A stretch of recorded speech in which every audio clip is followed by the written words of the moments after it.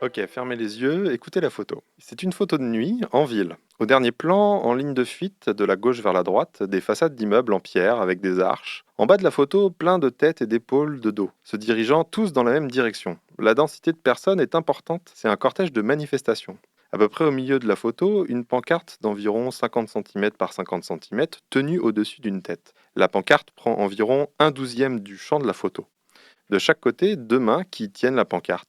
Sur la pancarte en bas, une ligne de flamme violette et au-dessus écrit de la même couleur sur fond blanc la phrase Allez tous vous faire éduquer. C'est une photo que j'ai prise vendredi dernier, le 8 mars, au début de la rue d'Orléans, lorsque la manif empruntait la dernière rue avant de finir son parcours place Royale. Vendredi, c'était la première fois que j'utilisais mon nouveau boîtier photo, l'ancien étant mis de côté pour cause d'âge avancé, montrant de gros signes de faiblesse après 8 ans de service extraordinaire et plus de 170 000 déclenchements. Amour sur toi, camarade. C'était un réflexe numérique et je suis reparti sur un autre réflexe numérique plutôt qu'un hybride. Parce qu'en plus du prix, j'ai aussi pas mal d'habitudes. Je rentre pas dans les détails, mais la différence entre l'hybride et le réflexe est minime pour un ou une photographe. C'est un peu comme la différence entre des rollers en ligne et des rollers quad. Pour quelqu'un qui sait faire du roller, la prise en main sera rapide, voire invisible, mais forcément, il y a des petites habitudes d'utilisation qui changent. Et finalement, même en restant sur un réflexe, j'ai vu mes habitudes changer un peu. Quel que soit le type d'appareil numérique, que ce soit les hybrides, les réflexes, les bridges, etc.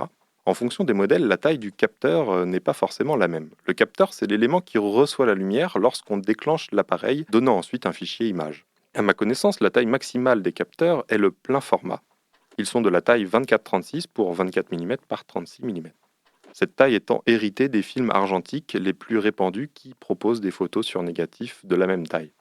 Sauf qu'avec l'électronique et les possibilités de miniaturisation, il y a tout un tas de capteurs plus petits. Ça permet de faire des appareils moins lourds, moins encombrants, etc. Sauf qu'à technologie de sensibilité identique, un capteur plein format sera toujours techniquement plus intéressant qu'un petit.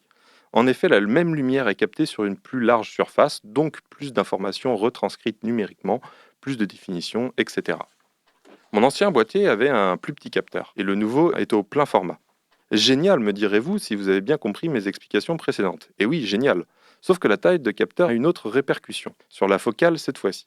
Exprimée en millimètres, la focale est la distance entre le centre de l'objectif et le foyer de l'image, l'endroit où les rayons convergent pour former une image nette. C'est l'équivalent dans l'œil de la distance entre le cristallin et la rétine.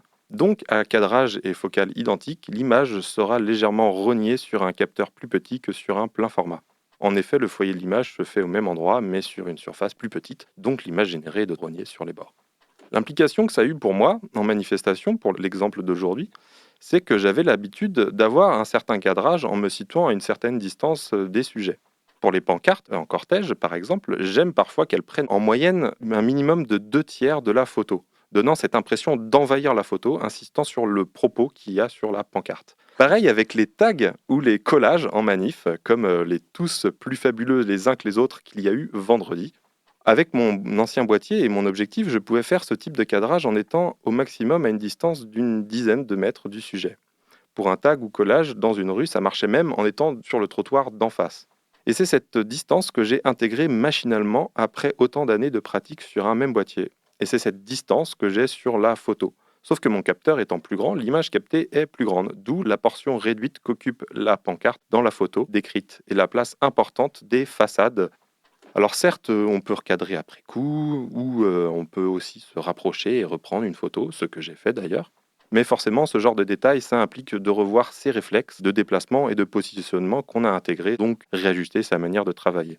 J'espère que cet aspect assez technique aura su vous intéresser tout de même. J'aurais pu parler de la manif ou de la pancarte en tant que telle, mais pour celles qui suivent mon travail depuis quelque temps ou qui me connaissent ou qui connaissent les conduites toxiques dont j'ai été victime dans le milieu militant et les ruptures sociales que ça a entraîné, notamment avec des collègues photographes au comportement mascu, voire plus dégoûtant encore, ma position est claire à ce sujet, c'est un turbo oui. Allez tous vous faire éduquer avec vos comportements giga problématiques, étroitement liés avec votre incapacité chronique à vous remettre en question et recevoir la moindre critique. Il n'y a pas de débat là-dessus, les tenants du patriarcat.